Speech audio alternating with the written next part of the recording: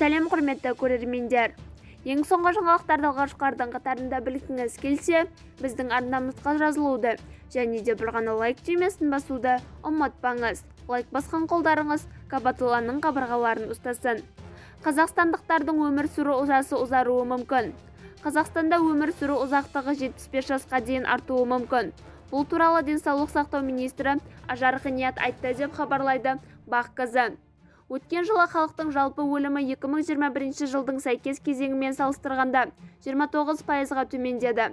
Қан айналым жүйесі ауруларынан болатын өлім-жітім көрсеткіштерінің 33%-ға, обырдан болатын өлім-жітім 8%-ға, тыныс алу ағзаларының ауруларынан болатын өлім-жітім 1,7 еседен астам төмендеді.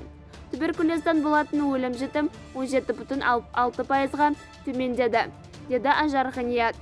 Құрметті көрермендер, сіздерге өзім және командамыз атынан ұзақ өмір тілейміз. Өмірлеріңіз ұзақ, дендеріңіз сау болсын. Егер осы тілегімізге қосылсаңыз, бейне астындағы бір ғана лайк түймесін басып, арнамызға жазыла кетуіңізді сұраймыз.